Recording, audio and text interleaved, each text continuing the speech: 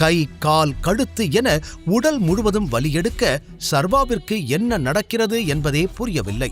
கடினப்பட்டு தன் முன்னால் யார் இருக்கிறார்கள் என்பதை பார்க்க பிளாக் டி-ஷர்ட் அணிந்திருந்த ஒருவன் சர்வா முன்னால் வந்து நின்றான். யாரா நீ என்று அவனை பார்த்ததும் சர்வா கேட்க, நாங்கள்லாம் உன்னை கடத்திட்டு வந்திருக்கோம், இப்பவாவது உனக்கு புரியுதா இல்லையா என்றவன் சிரிக்க கூடவே பல சிரிப்பு சத்தமும் கேட்க, அப்போதுதான் அந்த இடத்தில் இன்னும் சிலர் இருப்பதையே சர்வா கவனித்தான். ஓகே, இவங்க என்ன கிட்னாப் பண்ணி இருக்காங்க என்று யோசித்த சர்வாவிற்கு காரணம் புரியவே இல்லை. டேய், அந்த கட்டையெல்லாம் எடுத்துட்டு வாங்கடா என்று ஒரு தடியன் சொல்ல அதற்கு 2 பேர் அங்கிருந்து ஓடினர். உங்களுக்கெல்லாம் எவ்வளவு பணம் வேணும்னு சொல்லுங்க, நான் தரேன், என்னை விட்டுருங்க என்று சாதாரணமாக சொன்னான் சர்வா. பணம் வேணும்னா உங்ககிட்ட இருந்து கொள்ளையடிக்க எங்களுக்கு 10 நிமிஷம் ஆகாது. உன்னை கடத்திட்டு வந்திருக்கிறது எதுக்குன்னு நினைச்ச? இனிமே நீ ஆகாஷ் சார் விஷயத்துல தலையிடவே கூடாது, அதுக்குதான் என்று அவன் கூறியதும் சர்வா சிரித்துவிட்டு, ஓஹோ, நீங்க எல்லாம் ஆகாஷ் போடுற பிஸ்கட்டை கவர நாய்களா என்று திமிராக கேட்டான். என்னடா சொன்ன என்று அவன் சட்டை காலரை பிடித்து தூக்கி அடித்த தடியன், தேவையில்லாம பேசுன, இங்கிருந்து உயிரோட போக முடியாது என்று மிரட்டினான். அதை கேட்டு சிரித்த சர்வா, நான் யாருன்னு தெரியாம என் மேல கை வச்சிட்டேன், இதுக்கப்புறம் என் உடம்புல ஒரு சின்ன கீறல் விழுந்தா கூட இந்த சென்னை முழுக்க ரத்த ஆறு ஓடும் என்று கூற அந்த தடியன் அவன் சட்டை காலரை விட்டுவிட்டு சிரிக்க ஆரம்பித்தான்.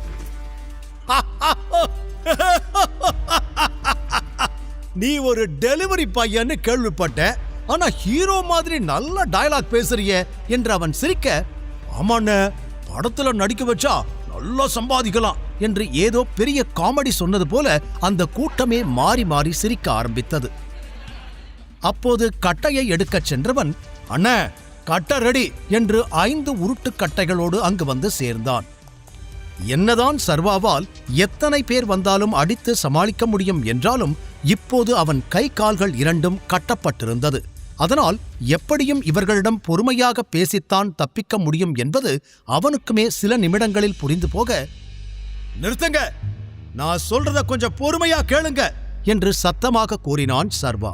அனைவரும் அவனை பார்க்க, உங்களுக்கு ஒரு நல்ல ஆஃபர் நான் தரேன், நீங்க மட்டும் என்ன விட்டீங்கன்னா அந்த ஆகாஷ் கொடுத்ததை விட உங்களுக்கு நான் 2 மடங்கு பணம் தரேன், தேவைப்பட்டா அதுக்கு மேலையும் தரேன், என்ன சொல்றீங்க என்று கேட்க அதற்கும் சிரித்த அந்த தடியன், ஹேய் வாய மூடு, எங்களை பணம் கொடுத்து வாங்கிடலான்னு நினைச்சியா? டேய், இவன் இதுக்கு மேல என்ன சொன்னாலும் கேட்காதீங்க, இவன் அடிச்சு கைய காலை உடைச்சு தூக்கி வண்டியில ஏத்துங்க, ஆகாஷ் சார் காலடியில கொண்டு போய் போடணும், அப்பதான் எவ்வளவு பெரிய ஆள் கிட்ட பிரச்சனை பண்ணி இருக்கிறோன்னு இவனுக்கு புரியும், அடிங்கடா என்று கூறி அவன் நகர்ந்து விட அவனது ஆட்கள் ஆளுக்கு ஒரு கட்டையோடு கை கால்கள் கட்டப்பட்டிருந்த சர்வாவை அடிக்க அவனை நெருங்கினர். சேரில் கட்டப்பட்டிருக்கும் சர்வா ரவுடிகளிடமிருந்து எப்படி தப்பிக்கப் போகிறான்? சர்வாவிற்கு ஏதாவது நடந்தால் அவனது மாஃபியா குரூப் ஆகாஷை என்ன செய்யும்? அடிக்கிற அடியில இனிமே ஆகாஷ் சார் பக்கமே அவன் திரும்பி பார்க்க கூடாது என்று கூறி சர்வாவை அடிக்க கட்டையோடு அந்த கூட்டம் நெருங்கியது. ஒரு சேரில் கை கால்கள் கட்டப்பட்ட நிலையிலிருந்தான் சர்வா. அதில் ஒருவன் சர்வாவை அடிக்க கட்டையோடு வர சட்டென காலால் ஒரு புஷ் செய்து சேரோடு கீழே விழுந்து அந்த அடி தன்மேல் படாமல் காத்து கொண்டான். அதனால் சுத்திய கட்டை சர்வா மீது படாமல் காற்றை கிழித்து கொண்டு அவனை கடந்து சென்றது. அடுத்து வந்தவன், எஸ்கேப் ஆகவா பார்க்கிற என்று சர்வாவை ஓங்கி அடிக்க முயற்சி செய்தான். இப்போது கால்களையும் கைகளையும் அசைத்த சர்வா அவனை தடுக்க முயற்சி செய்ய அவனது கட்டை சர்வா கால் கயிற்றோடு சிக்கிக் கொண்டது. அந்த கட்டையை விடாமல் இறுக பிடிக்க முயற்சி செய்தான் சர்வா. கூடவே கட்டையை பிடித்திருந்தவனை எட்டியும் உதைத்தான். அதில் அவன் கட்டையோடு பின்னால் விழ சர்வா காலிலிருந்த கட்டும் அவிழ்ந்தது. டேய், உனக்கு அறிவில்ல, எதுக்கு அவன் கட்ட அவுத்து விட்ட என்று கத்திக்கொண்டு அருகில் வந்தான் அந்த கூட்டத்தின் தலைவன். இருங்கண்ண, நான் பாத்துக்கிறேன் என்று 3ஆவதாக வந்த ஒரு தடியன் சர்வாவின் தலையில் அடிக்க முயற்சி செய்ய கால் கட்டு அவிழ்ந்திருந்ததால் எழுந்து நின்ற சர்வா கட்டியிருந்த கைகளோடு அவர்களோடு சண்டையிட தயாரானான். அவனை அடிக்க வந்தவனை எட்டி வயிற்றிலேயே உதைத்திருக்க வலி தாங்க முடியாமல் கீழே விழுந்து அவன் அலற ஆரம்பித்தான். இன்னும் சேரோடு கைகள் கட்டப்பட்டிருந்ததால் அதை தூக்கிக் கொண்ட சர்வா அதை தனது ஆயுதமாக மாற்றியிருந்தான். அண்ணே, இவனை பார்த்தா சாதாரண ஆள் மாதிரி தெரியல, எதுக்கும் கொஞ்சம் பின்னாடி வாங்க என்று அந்த கூட்டத்தின் தலைவனை பின்னால் இழுக்க, கைய கட்டி போட்டுமாடா இவனை பார்த்து பயப்படுறீங்க என்று அவனை அடிக்க முன்னால் வந்தான் அந்த லீடர். கையில் இருந்த சேரை வைத்து பதிலுக்கு அவனை திருப்பி அடித்த சர்வா எதிரே இருப்பவர்களை குத்தி கிழிக்க தயாராக இருக்கும் காளை போல சீறிக்கொண்டு நின்றான்.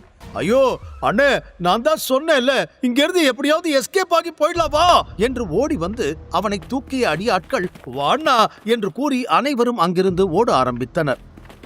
அதை பார்த்த சர்வா சத்தமாக சிரித்தான்.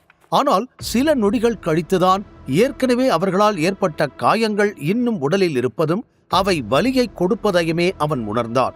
அதிலும் தலையில் அடித்த அடியில் இன்னும் கூட லேசாக ரத்தம் கசிந்து கொண்டிருக்க அப்படியே அமர்ந்து விட்டான் சர்வா. கொஞ்சம் கொஞ்சமாக மயக்க நிலைக்கு செல்ல இருந்தவன் எப்படியோ கை கட்டுகளை கடினப்பட்டு அவிழ்த்து தனது பேண்ட் பாக்கெட்டுக்குள் வைத்திருந்த போனை எடுத்து விக்ரமனுக்கு அழைத்து விஷயத்தை சுருக்கமாக கூறி வரச் சொன்னான். இந்த நிலையில் அவனுக்கு நெருக்கமான நம்பிக்கையான ஒரே ஆள் விக்ரமன் மட்டுமே. அடுத்த அரை மணி நேரத்திலேயே அந்த இடத்திற்கு வந்து சேர்ந்திருந்தார் விக்ரமன். இருட்டாக இருந்த அந்த பேஸ்மெண்ட்டுக்குள் விழுந்து கிடந்த சர்வாவை பார்த்ததும் துடித்து போனவர் ஓடிச் சென்று அவன் தலையை தன் மடியில் வைத்துக் கொண்டு கேட்டார். டைகர், உனக்கு என்ன ஆச்சு? யார் இப்படி பண்ணது? என்ன கிட்னாப் பண்ணிட்டாங்க. இப்போ ஐ அம் ஃபைன் என்று பாதி திறந்த கண்களோடு தலையிலிருந்த வலியை பொறுத்து கொண்டு மெதுவாக கூறினான் சர்வா. சரி ஒண்ணு இல்ல சர்வா, நான் வந்துட்டேன்ல, இப்பவே நான் ஆம்புலன்ஸ்க்கு கூப்பிடுறேன் என்று கூறி போனை கையில் எடுத்தார் விக்ரமன். நோ அதெல்லாம் வேண்டாம், நான் நல்லாதான் இருக்கேன், வீட்டுக்கு போனா போதும், என்ன வீட்டுல விட்டுடுங்க என்று சர்வா பிடிவாதமாக கூற அவனை இந்த நிலையில் வீட்டிற்கு அழைத்துச் செல்ல விக்ரமனுக்கு சிறிதும் விருப்பமில்லை. டைகர், ரத்தம் வந்துகிட்டு இருக்கு, இந்த நிலைமையில வீட்டுக்கு போகணும்னு சொல்ற, சொன்ன கேளு, நம்ம ஹாஸ்பிட்டல் என்று சொல்லி முடிப்பதற்குள் நான் நல்லாதான் இருக்கேன், என்ன வீட்டுக்கு கூட்டிட்டு போங்க என்று கட்டளை இடுவது போல கூறினான் சர்வா. அதற்கு மேல் விக்ரமனால் எதுவும் பேச முடியாமல் போக மெல்ல சர்வாவை எழுப்பி தனது காரில் ஏற்றிக்கொண்டவர் அங்கிருந்து கிளம்பினார். சர்வாவின் பழைய வீட்டு வாசலில் காரை நிறுத்த இறங்கிக் கொண்டவன் வீட்டிற்குள் செல்ல போக, சர்வா, நான் நாளைக்கு காலையில உனக்கு கால் பண்ணுவேன், உன்னோட கண்டிஷன் சரியில்லைன்னா கண்டிப்பா ஹாஸ்பிட்டல் போய்த்தான் ஆகணும், அப்ப வரமாட்டேன்னு இந்த மாதிரி அடம் பிடிக்க கூடாது என்று கராராக கூறினார் விக்ரமன். அதற்கு தலையை மட்டும் ஆட்டிவிட்டு வீட்டிற்குள் சென்றான் சர்வா. இன்னும் கூட தலையில் கசிந்த ரத்தம் அப்படியே இருக்க அதைக் கண்டு மனம் துடித்தாலும் வேறு வழியில்லாமல் அங்கிருந்து கிளம்பினார் விக்ரமன். வீட்டில் சில வேலைகளை செய்து முடித்த சர்வா வேதிகாவின் வீட்டிற்கு கிளம்பினார்.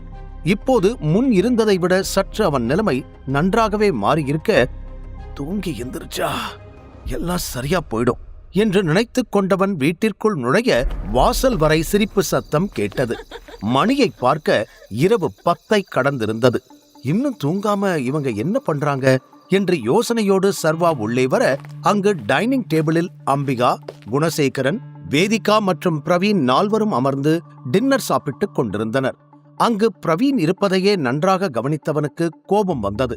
காரணம், சர்வா வழக்கமாக அமரும் சேரில் அமர்ந்திருந்தான். மேலும் வேதிகாவின் அருகில் வேறு அமர்ந்திருந்தான். உள்ளே வந்த சர்வாவை அவர்கள் கண்டுகொள்ளவே இல்லை.